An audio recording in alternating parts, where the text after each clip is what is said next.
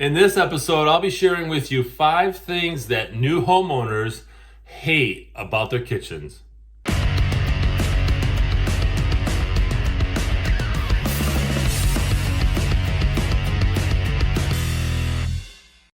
Welcome everyone to this episode of the AskJasonGelios Show. I'm Jason Gelios, Michigan Realtor, and I appreciate you tuning into this episode. This is a fun topic, actually, although these new homeowners probably aren't thrilled about these things. However, it's the 5 things that home buyers / new homeowners hate about their new kitchens. And this is a great article that I'm going to link it up in the description for you.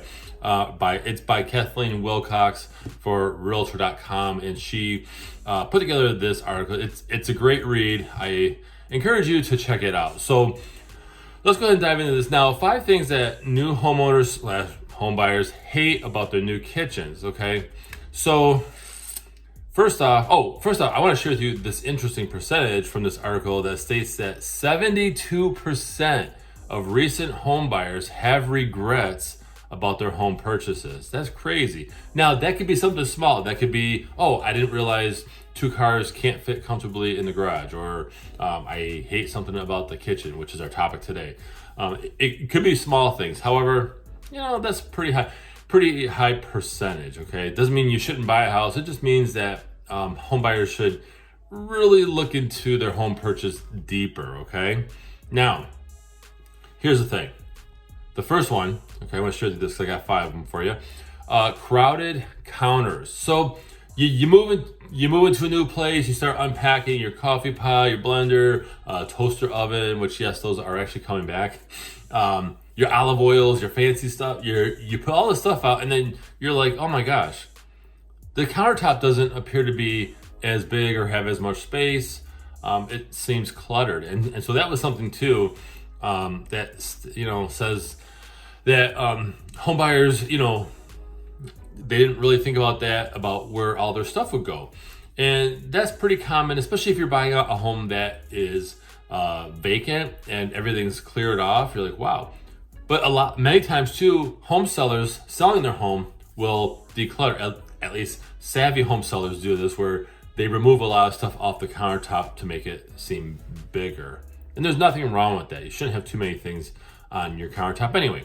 Number 2, inadequate task lighting. So dark, dingy kitchens, a lack of lighting where you need it. Let's say you have a space by the stove and it's where your kitchen turns, it's a counter and it's dark and you're trying to operate something over there like a toaster or whatever. Inadequate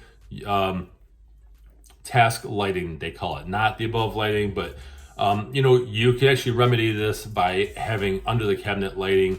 You can even buy battery powered, remote powered LED lights that go under. It's pretty cool, actually. I just seen that. But that's a frequent issue among new homeowners. Okay.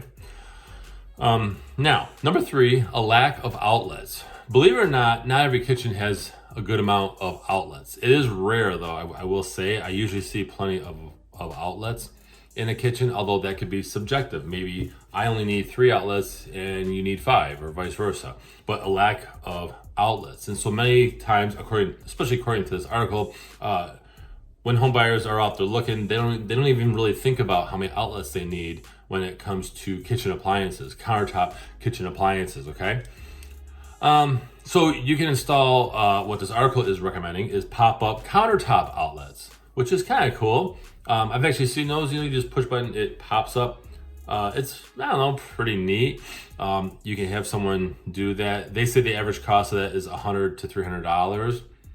But check it out. That might be something that would also attribute to your kitchen's value, your home value, right?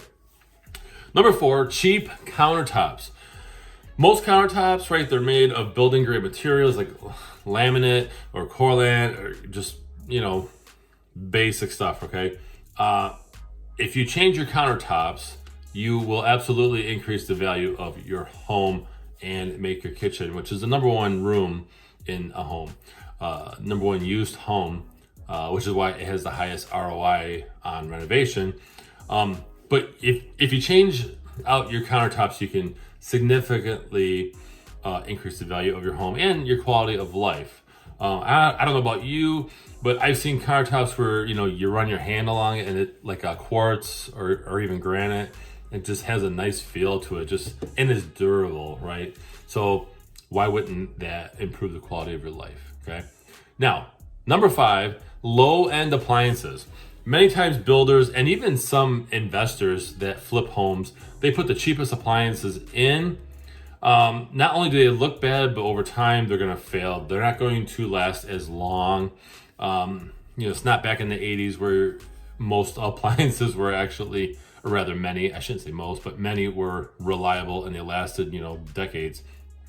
These days, like low-end or builder-grade appliances are the absolute worst. I personally wouldn't even do that. If you're looking to get a new home built, get your own appliances, spend the money, and upgrade them so they look better and they last longer, okay? So you can, and by the way, I know that seems expensive. Oh my gosh, appliances are thousands of dollars. Yes, they are. So you can do piecemeal, right? You can replace the stove. You can get a dishwasher that is higher end. Start with things that are used often, right? Not everybody cooks a lot, but they use the fridge a lot for basic things. So maybe replace the fridge or get a nicer fridge. So in the long run, buying a house is a huge investment. And so these are things that, these things could be normal. Buyer regret could happen. It just depends. When you go to buy a new car, you're like, wow, you're very excited for the first month or so. And then, the newness of the car kind of wears out. A home is a little bit different. You get more out of a home. However, you will start to see things like, wow, you know what? I didn't notice that when we were doing inspection and all this stuff.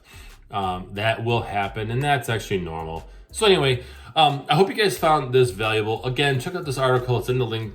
The link is in the description below. Go ahead and check out that article. Otherwise, I invite you to follow me on social media. I have those links in the description as well as visit my website. It's allabouttherealestate.com. There's a pop-up form that you could fill out to receive a new episode of the Ask Jason Gelios Show once a week. And so I'd love to see you sign up for that.